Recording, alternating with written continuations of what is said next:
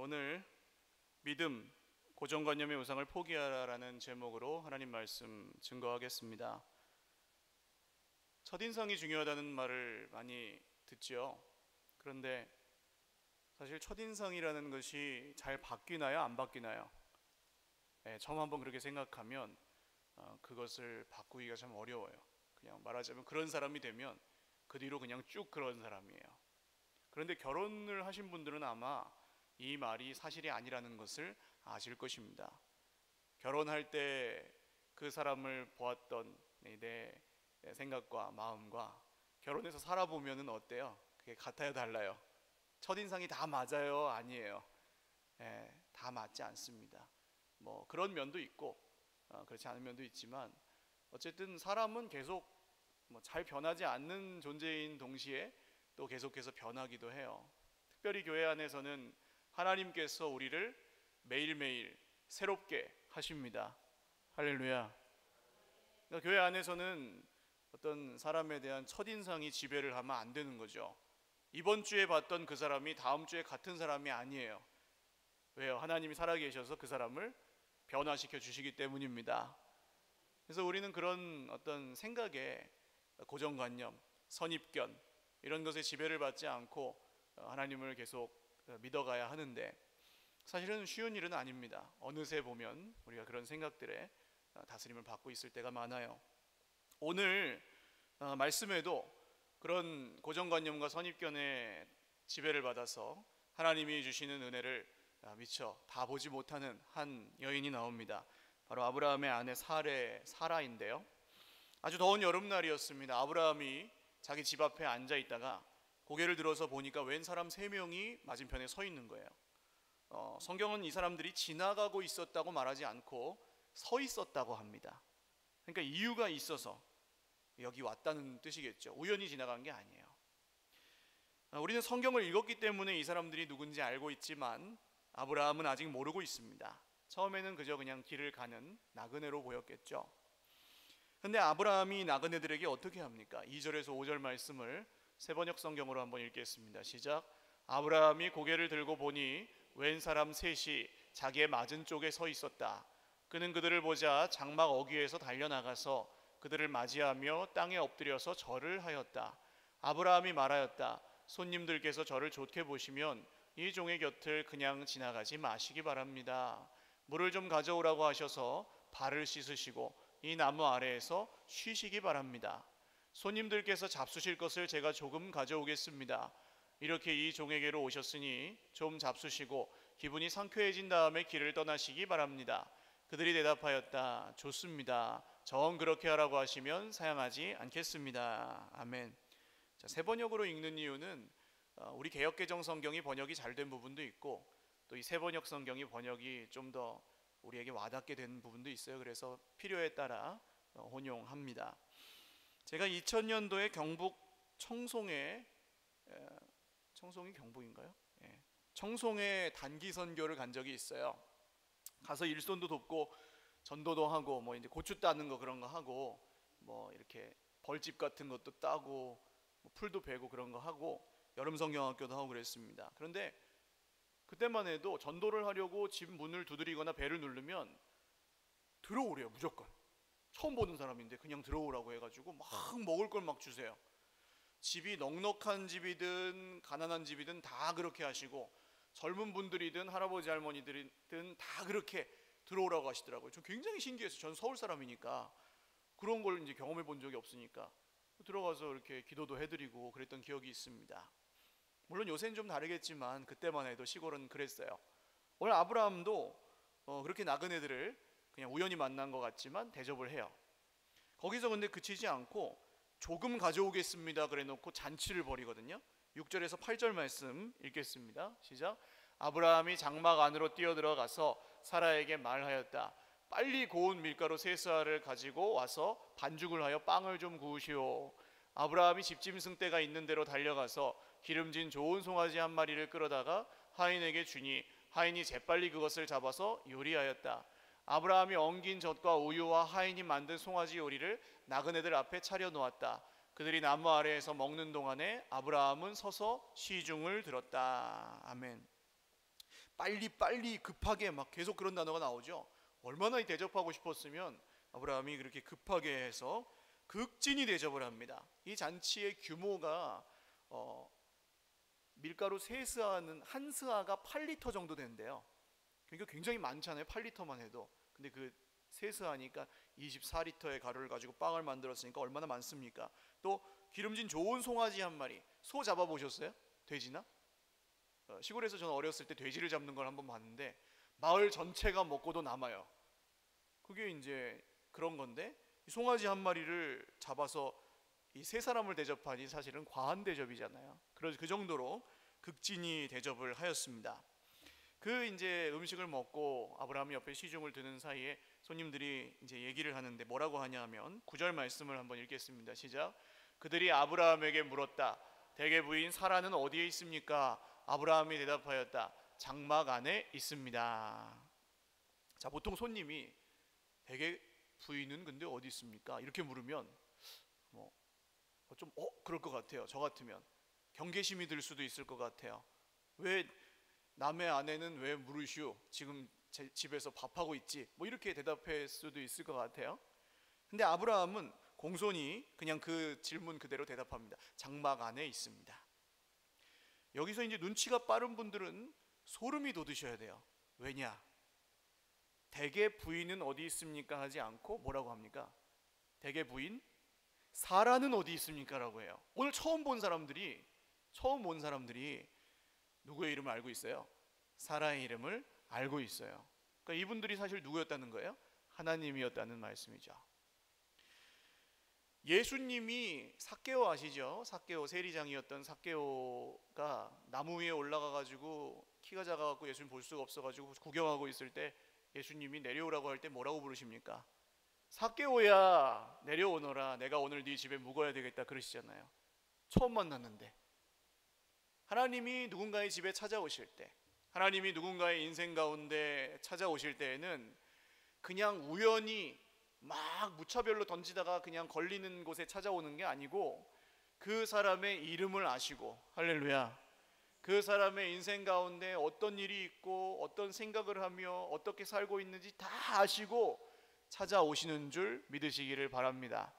오늘 우리에게도 마찬가지예요. 우리는 다 같이 예배를 드려서 사실은 이 수많은 사람 중에 한 명이라고 느낄 수 있지만 사실은 우리 주님은 나의 이름을 아시고, 할렐루야, 우리에게 임하시는 동시에 나 개인의 삶에도 임하셔서 지금 역사하시고 도와주시고 인도하시고 회복하시고 치유하시기를 원하시는 줄 믿으시기 바랍니다. 내 이름을 아신대요. 옆에 분들과 한번 인사하시죠. 내 이름을 아신대요. 시작. 얼마나 감사합니까? 이 수많은 사람 중에 내 이름을 아신다니. 자, 그리고 나서 이 아브라함이 누군지, 그 손님들이 누군지를 직감하고요.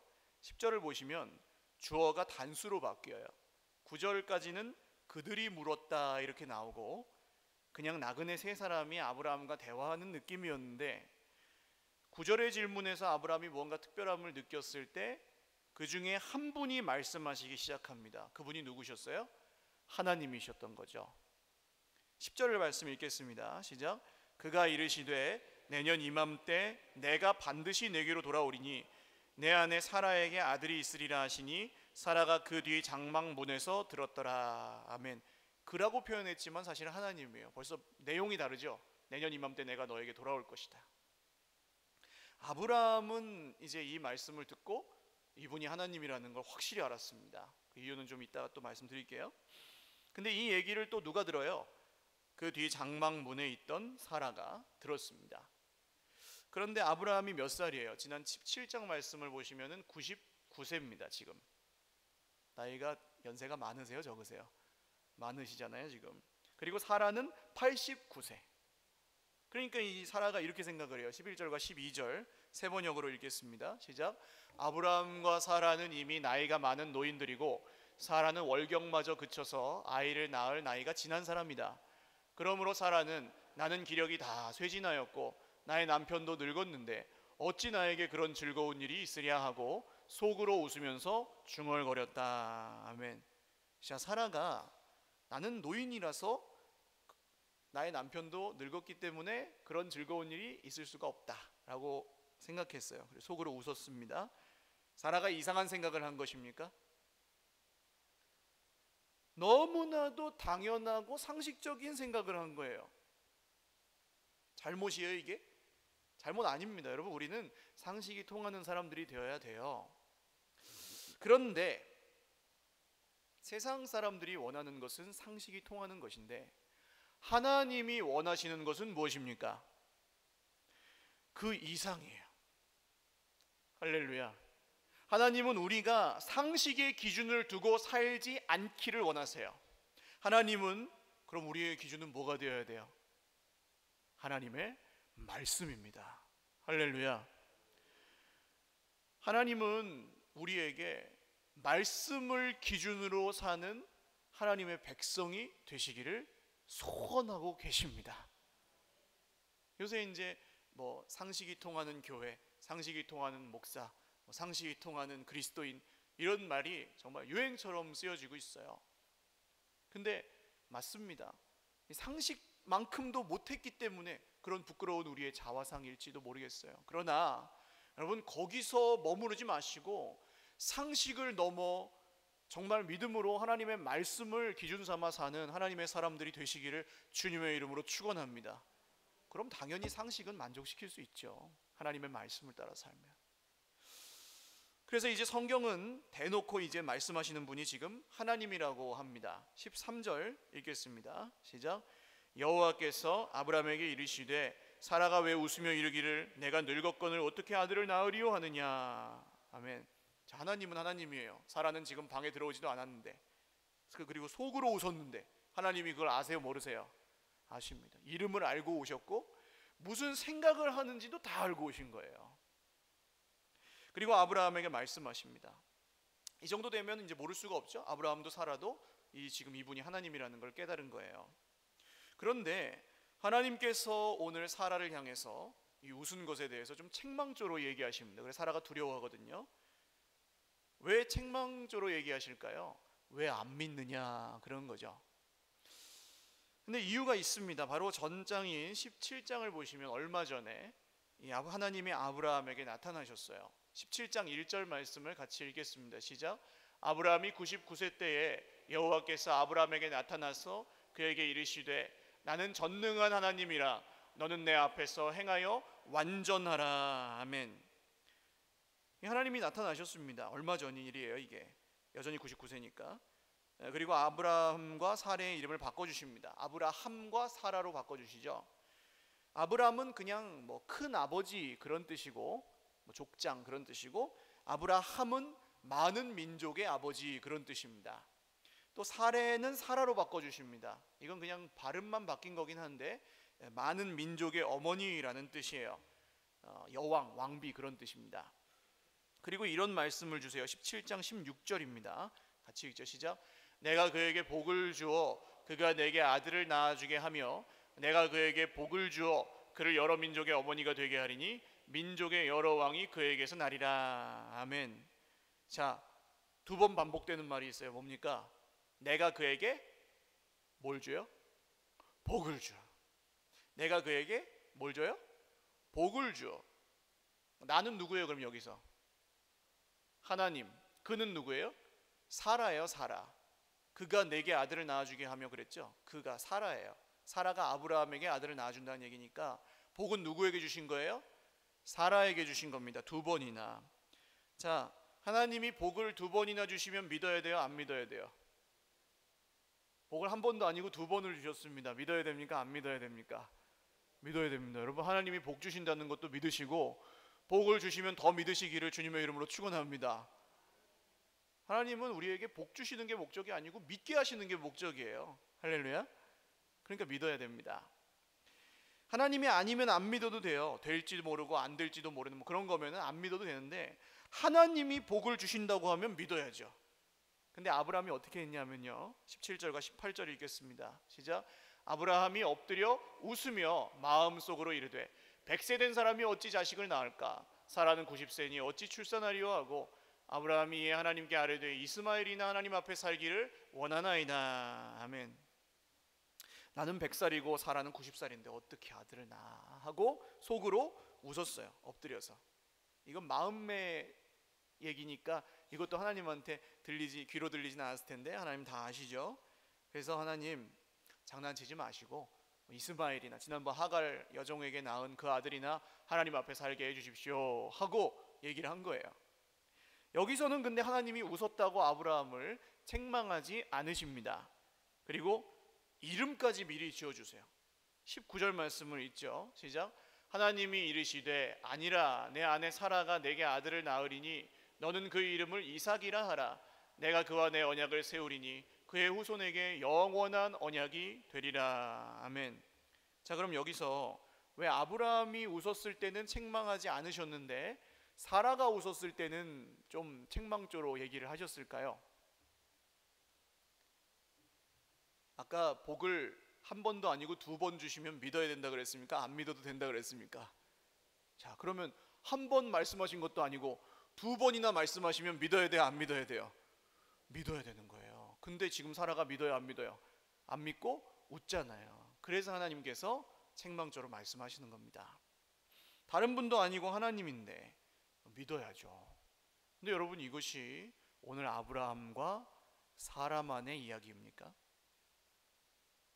이 사람들은 지금 아들이 없는 게 문제인데요, 우리 인생에도 이와 비슷한 우리 힘으로 정말 어떻게 해결할 수 없는 문제들이 생깁니다. 종종.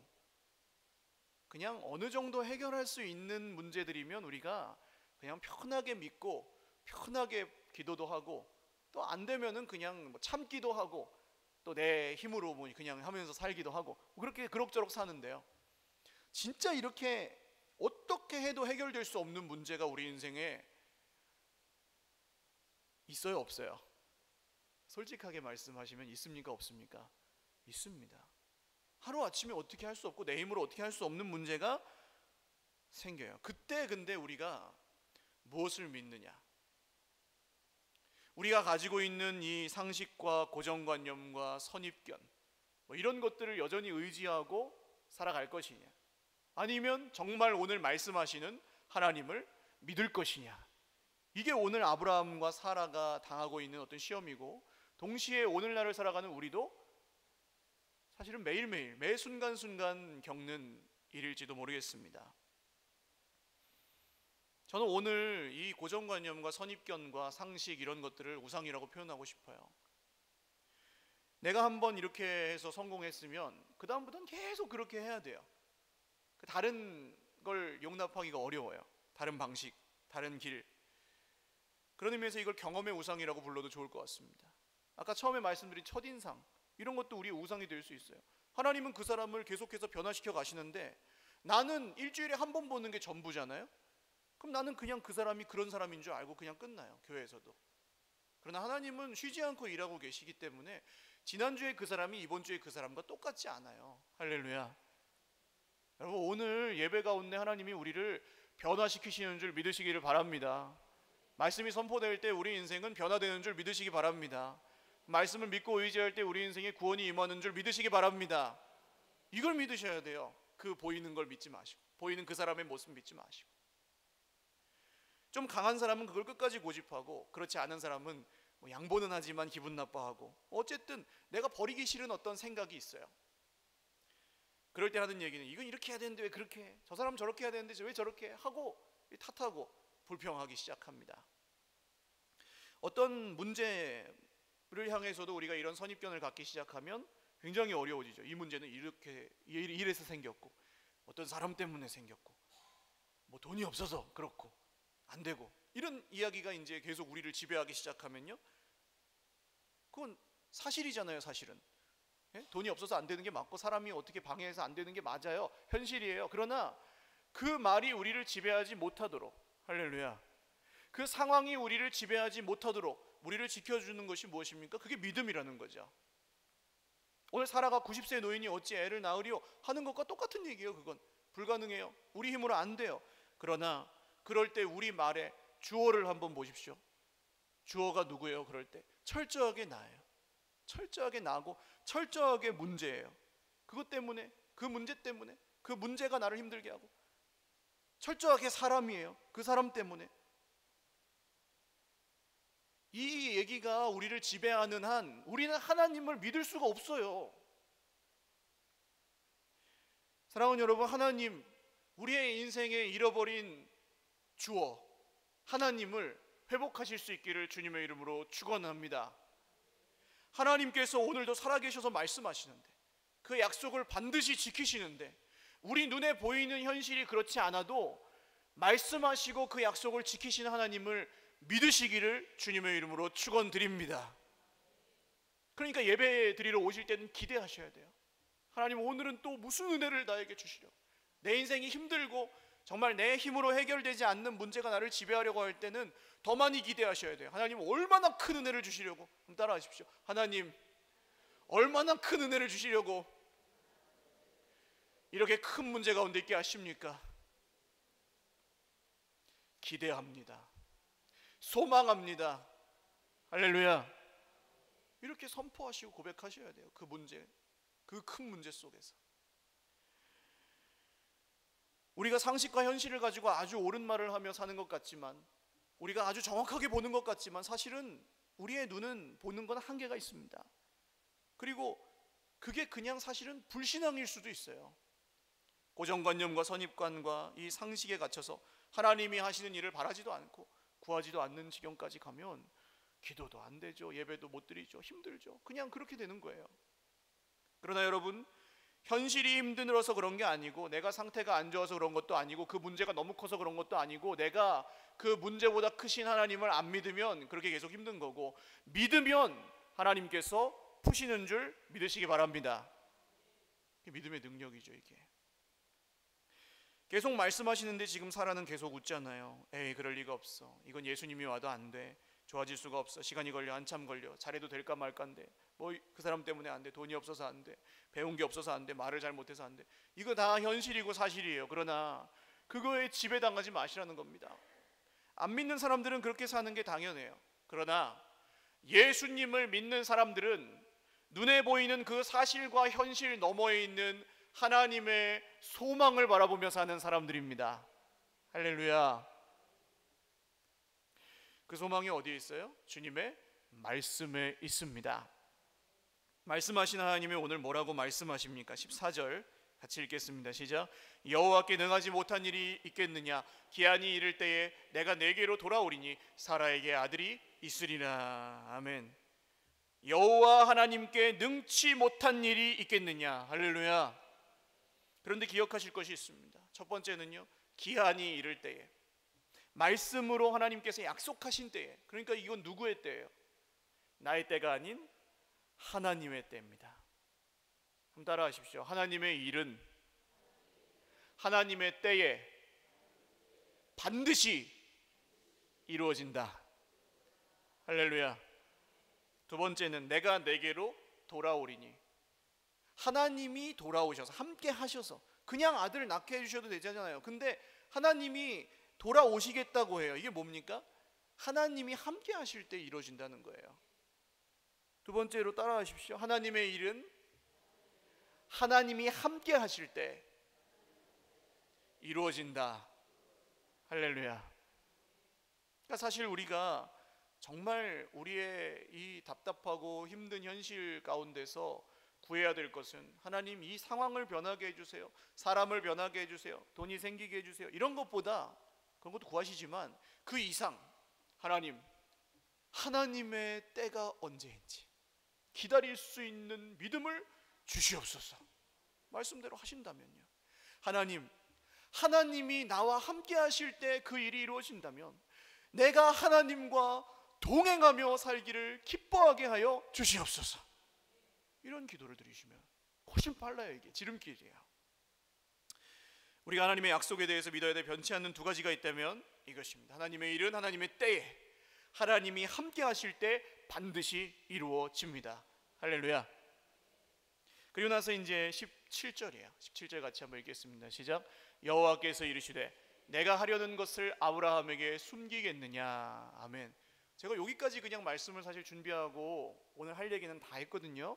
그런데 이걸 얘기를 안 할 수가 없어요. 하나님이 그런 사람, 나의 이 좁은 눈, 선입견, 고정관념, 이 우상을 포기하고 상식, 세상의 기준 이런 것들을 포기하고 그 너머에 계시는 지금도 보이지 않지만 살아서 역사하시는 하나님을 선택하고 믿음의 눈으로 바라볼 때 그 사람에게 어떤 축복을 주시느냐, 이 얘기를 해야 돼요. 여호와께서 이르시되 내가 하려는 것을 아브라함에게 숨기겠느냐 그러십니다. 하나님이 그런 사람에게는 당신의 뜻을 숨기지 않고 드러내십니다. 할렐루야. 그러니까 결국 말씀은 공부해서 아는 게 아니에요. 말씀은 따라하십시오. 믿으면 믿을수록, 순종하면 순종할수록 더 깊이 깨달아진다. 할렐루야. 정확해요. 믿을수록 깨달아집니다. 순종할수록 알게 하십니다. 하나님의 비밀이에요. 이게 아브라함에게 숨기지 않으시잖아요. 오늘 믿고 따라오니까. 여러분, 정말 내 현실과 하나님의 말씀이 정말 일치하지 않는 것처럼 보일 때 그럼에도 불구하고 믿고 따라가는 은혜가 있으시기를 주님의 이름으로 축원합니다. 그럼 보여주셔요, 증거를. 그 다음 18절과 19절 읽겠습니다. 시작. 아브라함은 강대한 나라가 되고 천하 만민은 그로 말미암아 복을 받게 될 것이 아니냐. 내가 그로 그 자식과 건속에게 명하여 여호와의 도를 지켜 의와 공도를 행하게 하려고 그를 택하였나니 이는 나 여호와가 아브라함에게 대하여 말한 일을 이루려 함이니라. 아멘. 여러분, 하나님께서 마음을 주셔서 시작하신 일은 끝까지 하실 수 있기를 주님의 이름으로 축원합니다. 하나님이 나를 그 자리에 부르셨으면 하나님은 실수하지 않으세요. 나는 연약할지라도 내가 연약할수록 더욱 어떻게 하세요? 귀히 여기사. 할렐루야. 높은 보좌 위에서 낮은 나를 보시고 날 사랑하시면 날 사랑하시면 우리가 찬송했잖아요. 우리가 연약해도 하나님은 그 자리에 우리가 버티고 견디고 할 때 도와주신다고요. 하나님의 뜻이면. 할렐루야. 그래서 아브라함에게 내가 내년 이맘때 너에게 아들을 주겠다 하신 하나님이 아들을 주셨을까요? 안 주셨을까요? 주셨습니다. 원래 이삭이 무슨 뜻이에요, 여러분? 웃음이라는 뜻이에요. 아브람과 사라는 하나님이 말씀하실 때 사실은 속으로 비웃었어요. 그럴 리가 있어? 하고. 근데 하나님은 그 불신앙의 웃음을 바꾸셔서 기도 응답의 웃음으로 변하게 하셨습니다. 하나님의 권능을 경험하고 정말 기뻐하며 불가능을 가능케 하신 하나님을 찬송하며 웃게 하셨습니다. 그 이름이 그 증거였어요. 이삭. 하나님이 이런 눈을 포기하고 이제 하나님이 하시는 일을 보기로 결단한 그 사람에게 이런 일을 나타내시는 줄 믿으시기를 바랍니다.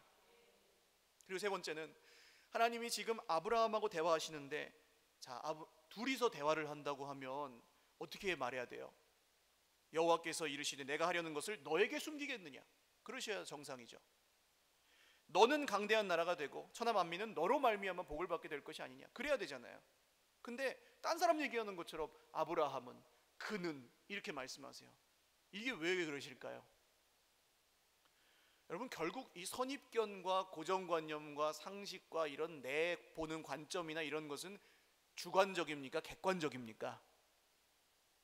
나는 객관적이라고 생각하지만 현실은 주관적이잖아요.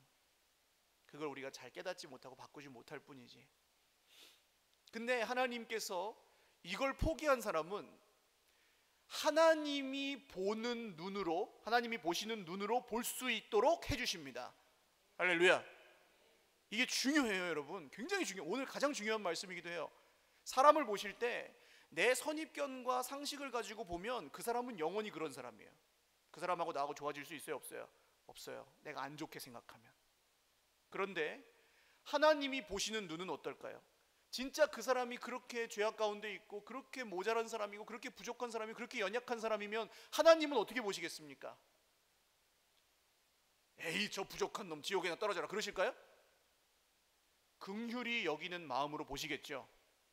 할렐루야. 우리도 그런 눈으로 보면은 그 사람이 어떻게 보일까요? 긍휼하게 보이는 거예요. 긍휼한 마음이 드는 거예요. 그 사람 볼 때. 그 사람은 안 변해도 그 사람을 보는 내 눈이 바뀌기 때문이에요.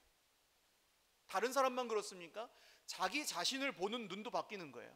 하나님이 아브라함이라고 말씀하시는 이유가 너라고 하지 않으세요.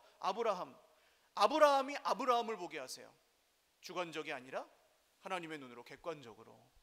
그래서 자기가 어떤 부르심을 받았고 어떻게 하나님께 쓰임을 받고 어떻게 이제 살아가야 될 것이고 이런 것들이 하나님의 말씀 안에서 변하기를 시작해요. 주관을 포기하고 객관적이 되어가는 겁니다. 여러분, 이런 인생이 하나님이 쓰시는 사람이고 하나님이 변화시키시는 인생이고 정말 하나님께서 구원하신 사람은 모두 이렇게 살게 되는 줄 믿으시기를 바랍니다. 그러니까 예수 믿죠. 이 맛에. 할렐루야. 그 다음 22절 말씀 한번 읽죠. 시작. 그 사람들이 거기서 떠나 소돔으로 향하여 가고 아브라함은 여호와 앞에 그대로 섰더니. 자, 아브라함의 기도가 바뀌어요. 그 다음에는 아브라함이 지금까지는 아들이 있고 없고 뭐 이런 거 가지고 그냥 골몰하고 힘들어하고 그랬는데 이제는 이 지금 소돔으로 그 나그네들, 지금 하나님과 천사들 가는 이유가 뭡니까? 소돔과 고모라라는 곳은 여호와 앞에 악한 도시였어요. 그래서 거기를 멸망시키려고 이제 둘러보러 가시는 거예요. 그런데 아브라함이 기도합니다. 하나님 불러 세워요, 하나님을. 그러니까 하나님이 두 사람 먼저 보내고 거기 남으셔서 아브라함하고 대화하세요. 어떤 대화의 내용입니까? 오늘 다 읽진 않았지만 하나님, 의인 50명만 있으면 그 성을 불쌍히 여기셔서 멸망시키지 말아 주십시오. 여러분, 이 전에 14장에서 아브라함하고 지금의 아브라함하고 다른 걸 보셔야 돼요. 그때는 전쟁이 일어나면 그냥 쳐들어가 가지고 롯만 구해 갖고 왔어요. 그러니까 다른 어떻게 뭐 세상이 어떻게 되고 이런 거는 상관이 없어요, 아브라함에게. 근데 하나님께서 이 좁은 눈을 열어주시니까 어떻게 됩니까? 나랑 상관도 없고 하나님을 대적하는 그 백성을 위해 뭐예요? 기도하잖아요. 여러분, 십자가에 죽으시고 부활하신 예수님이 우리를 위해서 하신 일이 무엇입니까? 하나님을 배반하고 하나님을 대적하고 본질상 진노의 자녀였고 공중의 권세 잡은 자들의 손아귀에 있었고 세상 사람들의 풍조와 상식과 기준을 따라 살던 우리를 정말 말할 수 없는 사랑으로 품으사 오늘 아브라함 같은 기도를 예수님이 드리셨고 그 결과 우리가 이렇게 은혜를 받고 구원을 얻게 되었지 않습니까? 이렇게 눈을 열어주셔야 내 인생 나 힘들어, 나 상처받았어, 나 어려워, 이거 어떻게 해도 안 나, 이런 이게 나아서 다른 사람이 보이기 시작하는 거예요. 그때 세상이 보이기 시작하는 거예요. 하나님을 떠나 깨어진 세상이, 아픔이 보이기 시작하는 거예요. 전에는 그냥 막 판단만 하고 이건 잘못했어 저건 잘못했어 하던 사람이 그때부터는 긍휼히 여기기 시작하는 거예요. 기도하기 시작하는 거예요. 여러분, 억지로 하지 마시고 이걸 우리가 하나님을 믿어서 이 고정관념과 내가 고집하던 생각의 우상을 벗어버리면 하나님께서 우리의 눈을 여시고 그 결과로 우리 인생에 이런 일이 나타나는 줄 믿으시기를 바랍니다. 그래서 우리를 통해 세계 열방이 복을 받는다는 이 말씀, 아브라함에게 주신 축복이 이루어지는 거예요. 그리고 마지막 한 가지 더, 다 중요한데요. 여러분, 오늘 이거 하나 또 기억하십시오. 하나님이 가던 길을 멈추고 아브라함의 말을 들으십니다. 이게 얼마나 대단한 일인지 여러분, 저는 감동했거든요. 이 말씀 보면서 하나님이 가시던 소돔으로 가시던 길을 멈추고 천사들 먼저 보내고 혼자 남으셔서 아브라함과 대화를 하세요. 우리가 그 이 좁은 거 내려놓고 하나님을 믿으면 하나님은 우리의 정말 작은 신음소리, 때로는 믿음 없는 그 연약한 기도일지라도 우리를 긍휼히 여기사 그 기도에 응답하시고 우리에게 그 뜻을 알게 하시는 줄 믿으시기를 바랍니다. 그래서 33절이에요. 같이 읽겠습니다. 시작. 여호와께서 아브라함과 말씀을 마치시고 가시니 아브라함도 자기 곳으로 돌아갔더라. 아멘. 아브라함을 친구라고 하시거든요. 하나님 나중에. 그러니까 아브라함을 존중하시죠. 아브라함과 말씀을 마치고 가세요. 점점 그런 거예요. 하나님을 알게 되니까, 하나님의 뜻을 알게 되니까, 내 마음대로 살지 않으니까 하나님도 그 사람을 존귀히 여기시는 거예요. 아브라함과 말씀을 마친 후에 가세요. 이게 얼마나 위대한 일입니까? 여러분, 이 일을 하나님이 오늘 우리 인생 가운데 원하시는 줄 믿으시기를 바랍니다. 그 믿음을 우리에게 원하시는 줄 믿으시기 바랍니다. 그런 믿음의 사람들이 다 되시기를 주님의 이름으로 축원합니다. 찬양한 곡 같이 부르고 같이 기도하겠습니다. 전능하신 나의 주 하나님, 능치 못하심이 없으신 하나님을 의지하시고 여러분, 오늘 내가 갖고 있는 모든 고정관념과 선입견, 상식, 나를 지배하고 있는 모든 마음, 사람에 대한 첫인상, 그 어떤 것이라도 하나님 말씀보다 더 중요하지 않습니다. 그런 마음으로 같이 찬양하고 기도하겠습니다.